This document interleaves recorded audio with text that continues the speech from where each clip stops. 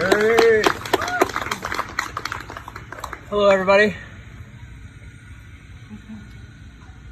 When you think about, I thought about what I would start this talk with, and I think the title of this event, right, or non-event, we're just here for a reason, right? It's not an event.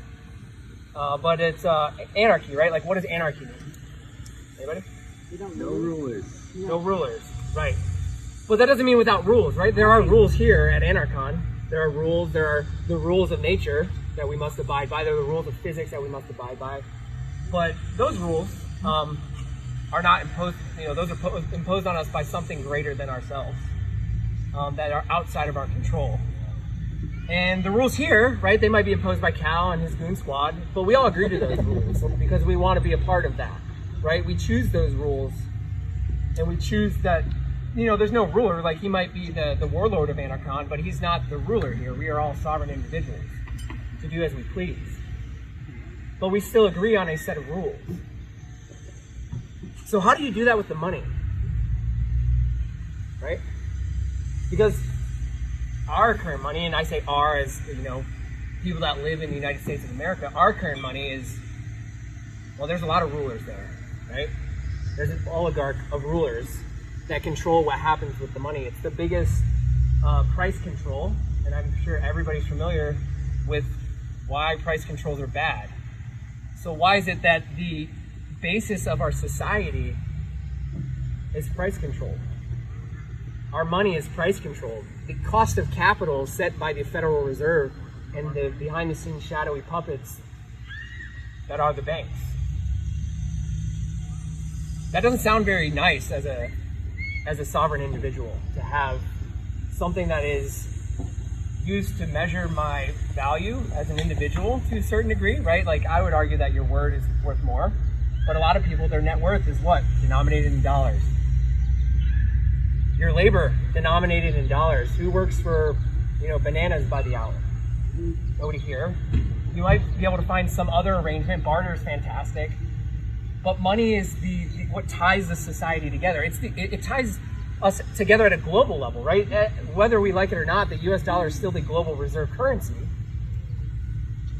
but it is controlled by few and used by the many, including sovereign individuals. So we're here to talk about the B word, Bitcoin, right? And there is no head of Bitcoin, there's no CEO, there's no marketing team. Paul's on the marketing team because he's wearing the t-shirt. I'm on the marketing team because I'm speaking with you, but there's nobody that Congress can call before them to talk about the ESG compliance of Bitcoin, right?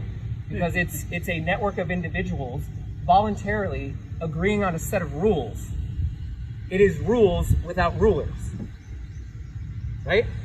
And you don't have to agree with them. You don't have to play the game. It is voluntary. I will not force you to use Bitcoin. No one else will force you to use Bitcoin. But if you want to use a money that is censorship resistant, because somebody doesn't like you at the banks, you need internet, you need electricity, you need the right software, and you can operate Bitcoin, and nobody can stop you. They can censor you, they can prevent you physically, but you have that optionality. Choosing a money is much more empowering than having it forced on you. And honestly, the money that you choose that is digital, what does that bring you? Like, what is digital, right? Because a lot of people say, like, oh, digital gold. I'm sure there's tons of gold bugs here. And for this, I do like gold. However, I can't send gold to Uganda to support my friend Jeff to go, to an orphanage in another part of his country to help bring food there and talk about Bitcoin and education and stuff like that. But I can do that with Bitcoin. I can't do that with gold. I could do that with gold, but I'd have to bribe, or I'd have to fill out some customs form and then probably bribe somebody overseas to make sure that it gets to the person that's there. And then, how much am I sending him, right? Or how much do I hold as a sovereign individual? I can hold my Bitcoin in my head. There's this concept of recovery seed phrases. It's like 12, 24 words that you can store in your head, right? If you're not a theater major, I can teach you how to remember these things. I'm not a theater major, but I did that once. But these 12 words that you can hold in your head allow you to recover the keys to your Bitcoin that you can access it. So when some women were fleeing the country of Afghanistan because the Taliban retook control and implemented Sharia law and decided that women were now property and they could not own their own property, some of them fled. Those that fled with a suitcase full of cash, I don't know if they still have that cash, but I can guarantee you there are a few stories out there that you go to read the news articles about that they left with their Bitcoin. And when they got to Europe or wherever they were going, they got back online and they punched in those 12 words and they had access to their wealth again. That's empowering. Where else can you do that? You can't do that with gold. You can't do that with cash. You can't do that with chickens, cows, bananas, whatever you have. So as a sovereign individual, what I hope that you get from this speech is not that Bitcoin is the end-all be-all, because it might not be. But I hope that you will be curious enough to revisit it if you visited it before, or think about it in a different light. It's not just a bunch of charts that go up and down. It's not just a bunch of memes. It is a way to empower individuals. If you are sovereign in your money, like, you can hold in a pile of cash, but that cash can be debased. It's constantly being debased, right?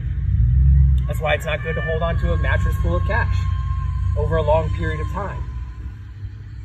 Bitcoin is a finite supply, 21 million, that is mathematically guaranteed as long as you are running the correct software. You choose what software you're running. If you don't understand the software, you could learn it if you so desired, or you can trust those that have done the due diligence that know that that is true. And then when you have that cap of 21 million, if I'm a sovereign individual and I own 1%, it doesn't matter if we decide to split Bitcoin even further, right? So you can split one Bitcoin into 100 million pieces. They're called sats or satoshis. Well, if we wanted to split that into 100 million more pieces, add some more zeros before the decimal point, we could. That does not dilute the value of the Bitcoin that I hold, because I still maintain the same percentage. And as a sovereign individual, that is powerful. Nobody is diluting the value that I have given to society, that I have been thus converted into Bitcoin. Because you cannot dilute it. You cannot shut it down. You can ban it. China's tried that. A couple of other countries have tried that. It's still operating in those countries because you need software, electricity, and the internet, which is pretty readily available across the world these days. And so if a node goes down here or there, if Virginia decides that they don't like Bitcoin and they want to ban it all here, well, guess what? They can come to my basement and shut it down. But they're not going to find the other nodes that I'm running, right?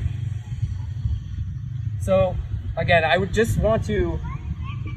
wanted to give this speech not to convince you that Bitcoin is the end all, but to hopefully engage some of your intellectual curiosity, which I imagine everybody here has that. We all ask questions, why, right? In one way, shape, or form, if you are at AnarCon, you realize the system is broken. What part of the system is broken depends on each individual, because each individual here does not understand the same part of the same system, right? Like the piece of the system that I think is broken might not be the same piece of the system that you think is broken. But guess what? We all need money. We all need a common medium to communicate for value. And when we can agree on that common medium, when we can share the same values, when we can follow the same rules without being forced to, without the rulers, it makes it a whole lot easier. Thank you.